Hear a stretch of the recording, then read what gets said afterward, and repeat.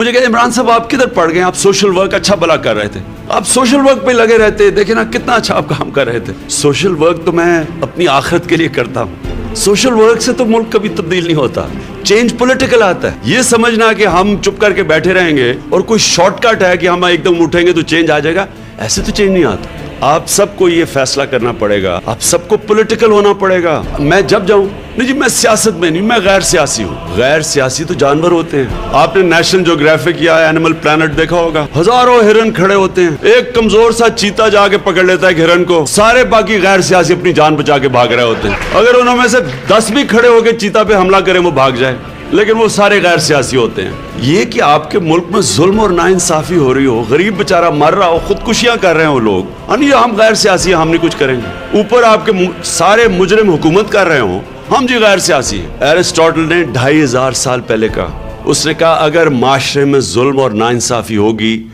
ہر شہری سیاست میں حصہ لے گا، سوائے 2 طبقوں کے، ایک بزدل اور دوسرا خود غرض، کہ جی میری فیکٹری نہ خراب ہو جائے۔ میں بڑی لوگوں نے کہا او جی وہ ٹیکس والے میری فیکٹری بند کروا دیں گے، وہ جی میری کنسلٹنسی ختم ہو جائے گی۔ خود غرض اور بزدل، وہ دیکھیں جی وہ الطاف حسین ہے، وہ جی وہ چودھری ہیں، وہ فلانے شریف ہیں، وہ زرداری ہیں۔ یہ 2 چیزیں ہیں جو معاشرے کو غلام بناتی ہیں۔ ہم نے اپنے رائٹس حقوق کی جنگ نہیں لڑی، ہم تماشا دیکھتے رہے کہ عمران صاحب آپ پالیٹکس میں کیوں ہیں جی، اچھا بھلا آپ کام کر رہے تھے۔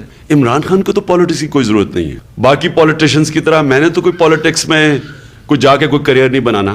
باقی پولیٹیشنز کے تو آپ پہلے اثاثے دیکھ لیں، پولیٹکس سے پہلے یہ کیا تھے اور بعد میں کیا تھے۔ اگر اپنے ملک کو بچانا ہے تو اس کی جان لڑنی ہے۔ آپ اگر ہم نہیں کریں گے کون کرے گا؟